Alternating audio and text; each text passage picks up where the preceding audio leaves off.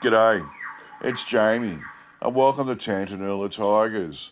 Today, I'm reading an old newspaper report about a thylacine, or Thylacine poisoning, on the Dargo High Plains, Victoria, in 1921.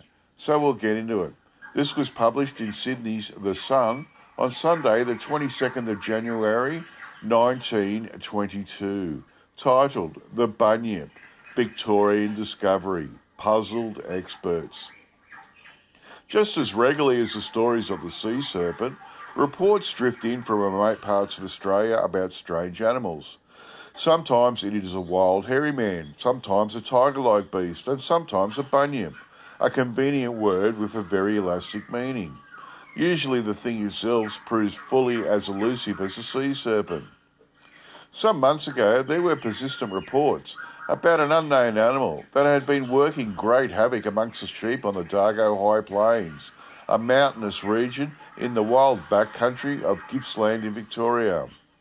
Finally, news reached Mr. A.S. Lassouf of the Taronga Park Zoo that the creature had been poisoned. From the description, it appeared to bear some resemblance to the Tasmanian Tiger, or Thylacine, which is known on the mainland only in fossil state. It was, however, described as larger and more thick-set than the tiger, but was apparently not a dingo or a cross between a dingo and some species of dog. Mr. Lassouf was about to leave for London at the time, and the Dargo High Plains is not an easy place to reach. It is over 50 miles from a railway station over a rough road.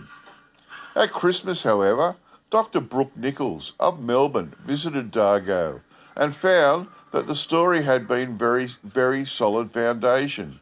He secured the skull of the animal, and scientific examination of the remains is expected to give interesting results. The end. Wow, this is super interesting, this. I'd love to know whether it's a thylacine or a thylacine, only for the fact is that they described it as larger and more thick-set than a normal Tasmanian tiger, but that could be anything.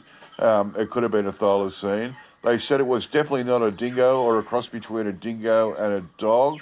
And I'd love to know what happened to the skull. I looked and looked and looked and couldn't find any more information on the results of the tests of this skull. And then I'd like to get on to the bloke that took the skull wherever, Edward Dunham Brooke Nichols. He was born in 1877 and died in 1937. He was educated at the University of Melbourne as a Doctor of Dental Science. He did original work in dental anatomy, but eventually gave up dentistry for writing. He became a director of the Melbourne Zoo and a founder of the Guild League of Bird Lovers of Victoria. He was a pioneer cinematic photographer in the Australian outback, and two of his films, The Living Heart of Australia and The Great Barrier Coral Reef, were shown commercially in 1923. He was a literary naturalist who wrote articles for the Emu, the Melbourne Herald and other newspapers and magazines, and he gave broadcasts for the Australian Broadcasting Commission, or the ABC, in the late 1920s. So the bloke knew his stuff. Okay, that's it for me. I'll get back to you all next time. Bye.